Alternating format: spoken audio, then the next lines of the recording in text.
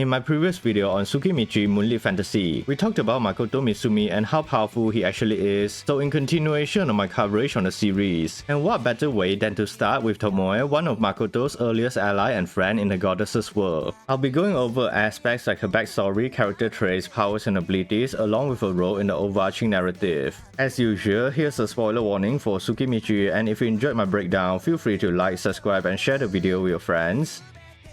Now then, before we talk about Tomoe's character, let's first go over her race, the Greater Dragons. But what are they to be exact? Well, they are considered to be some of the most powerful creatures found in the goddess's world, but their origins are shrouded in mystery. The only known fact about them is that they have existed long before the goddess became the guardian deity of this world, and initially there were only two greater dragons, Utsu the mother dragon and Root the dragon of myriad colors, who were often revered as semi-godlike beings of immense strength and wisdom. However, when Root, considered to be the stronger of the two existing greater dragon, wanted to expand his own influence and powers to establish himself as a godlike figure to rule alongside the goddess, he executed the plan known as Project Tiamat, in which he would take fragments of his own powers and imbue them into objects and living beings to create 6 new greater dragons. And Root's purpose was to train the 6 greater dragons so that they would develop their own unique abilities and characteristics, as well as dispersing them across the world to fulfill various roles, before ultimately reabsorbing them all to empower himself. Luckily for the greater dragons, Root eventually abandoned this project when he realized that the goddess had already secured the devotion of the humans, making it difficult for him to compete for dominance, so he decided to give his children the freedom to exist. However, because of the terrible and outright draconian upbringing experienced by the greater dragons, they all resented Root, and some even actively removed memories of him from their minds, although they would still subconsciously show their hatred for him even if they encountered him. This was actually the reason why Tomoe felt uneasy and was disgusted when she saw Root again despite having forgotten about him after thousands of years. Either way, the greater dragons would then scatter across the world to focus on their own goals and interests, but because of their reputations as walking disasters, the inhabitants of the world soon started to refer to them based on their talents and infamy rather than their names, which were apparently quite unknown to the public. Tomoe in particular was called the Invincible or Mirage Dragon due to her undefeated status in battle throughout the millennia, along with her mastery over illusion and space-time magic. More about her abilities later.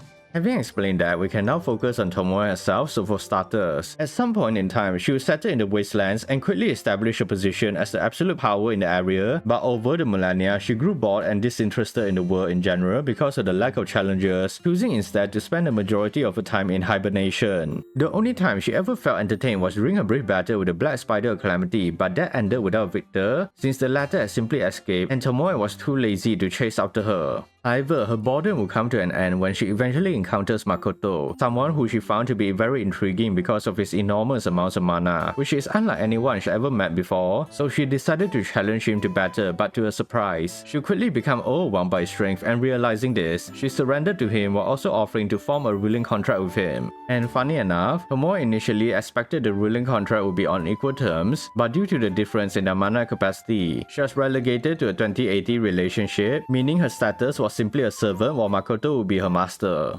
As for how the ruling contract affected Tomoe, she would acquire a humanoid form, and having access to Makoto's memories about Japanese culture and history, she desired to learn everything about it, especially on the samurai. She was so obsessed with everything Japan that she even learned the mannerism and behavior of a samurai, along with adopting the ideals shared by them like honor, loyalty, discipline, and the warrior spirit. Aside from that, she also took up hobbies like playing shogi, taking care of bonsai trees, sumo wrestling, making Edo period style drawings, watching Japanese dramas, and learning the swordsmanship of samurais. Additionally, apart from the external and physical influences on Tomoe, she would change on an emotional level as well because she was no longer isolated and disconnected from the world, but rather, she became exposed to various kinds of people thanks to Makoto. It not only helped Tomoe learn to be more sociable with others, but she was able to create bonds with them as well, like Mio, Shiki, the residents of Asora and the outside world. She even acquired a human apprentice named Lime, which she trained, and he was someone who showed her that even humans can behave in interesting ways. Nonetheless, the most subtle way that Tomoe has been influenced by Makoto is probably in regards to matters involving the heart, but because she is more playful and reserved about showing her affection for him as opposed to Mio, Tomoe actually lost out to her in the novels, although it was only his virginity as she still became his lover.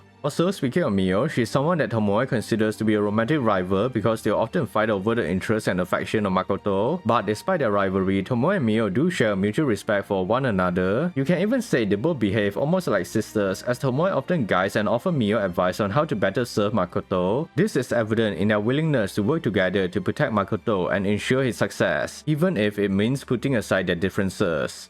In any case, having understand her character, let's talk about her role in the overall story and why she plays such a crucial part in Makoto's development, the growth of Asora and the success of the Kuzunoha company. To explain, as the greater dragon that has lived for thousands of years, and seen how the world along with its inhabitants have changed throughout history, her experiences and knowledge are definitely her most valuable assets. That's why she is often regarded as the right-hand woman of Makoto, offering him guidance, advices, and planning on numerous topics such as economy, politics, military, governance, and many more, to ensure that he can always make the most informed choices. But beyond her advisor role, Tomoe also serves as a link between Makoto and his heritage as a Japanese person. And what I mean by this is that because Tomoe has such a fascination with Japanese culture, Makoto will always be the one to teach her, which indirectly allows him to reconnect with his own culture. And pair that with Tomoe keeping aspects of Japan alive in Asora, Makoto is able to at least keep a sense of cultural identity in the foreign world.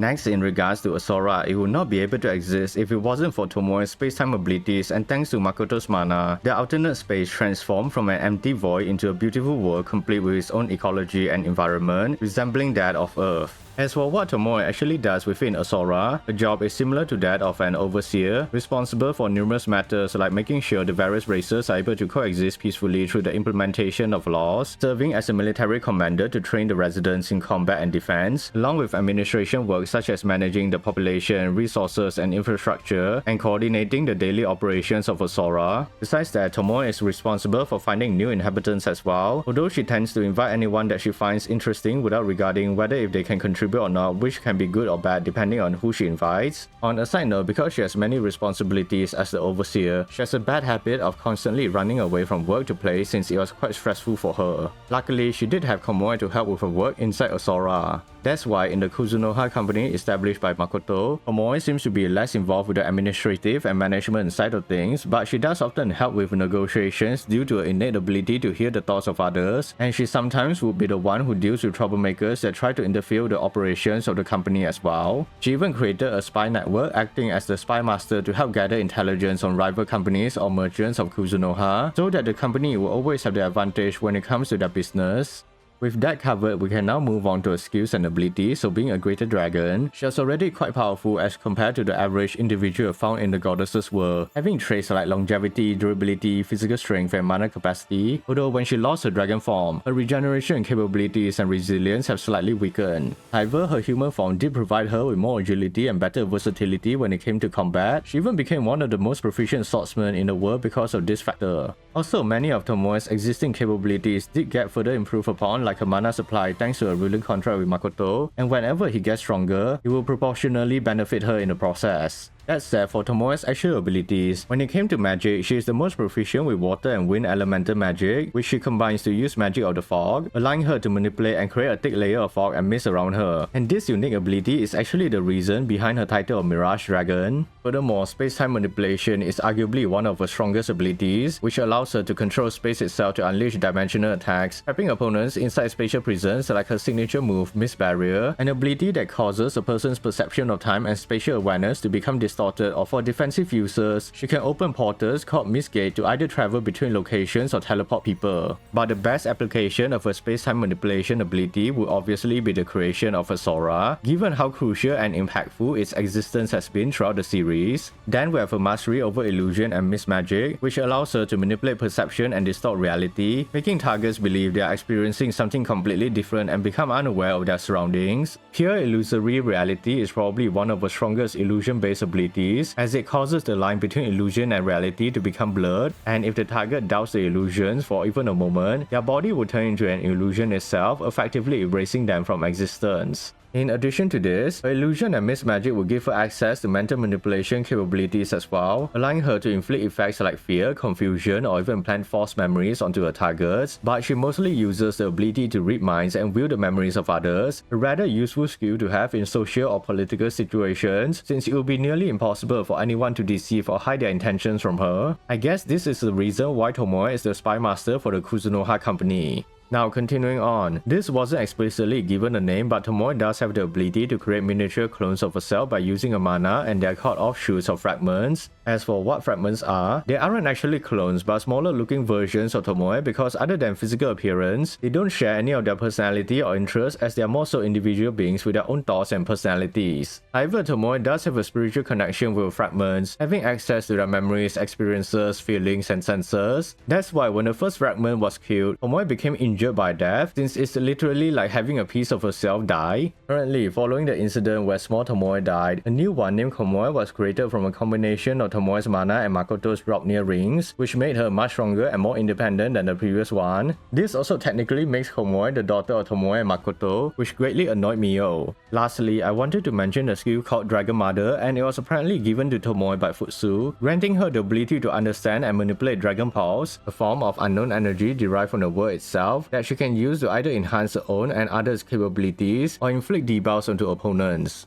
Having understand her powers and abilities, this is a perfect time to look at Tomoe's equipment, starting with her main weapon of choice, Shirafuji, a short katana that's crafted by the Elder Dwarfs, which was infused with the effects of temperature manipulation. And whenever she unsheathes the blade, it will cause the surrounding temperature to significantly drop, freezing her enemies, but what made it even more special was the fact that the blade can only be drawn by Tomoe, Makoto, or the Elder Dwarf who created it, meaning it's basically useless if someone else takes the sword. Additionally, Tomoe has another longer katana that was also created by the Elder Dwarfs called Yae Kuroryu, but unlike Shirafuji, this weapon takes inspiration from a mastery over space-time and was infused with a unique ability called Marking, which allows her to ignore all distance and cut any target she has marked, although the exact requirements for activation still hasn't been explicitly revealed, but we do know it requires a lot of mana to use. Also, because the katana was made with a mysterious tree said to be harder than steel and has been tempered to withstand extreme heat, it has very high fire resistance properties.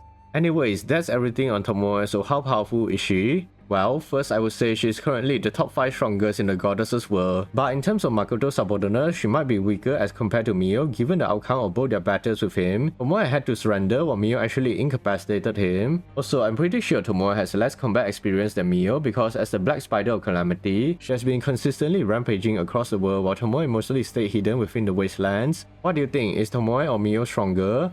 I would love to hear your opinions in the comments down below. 私くだらぬ思念を飛ばすな小娘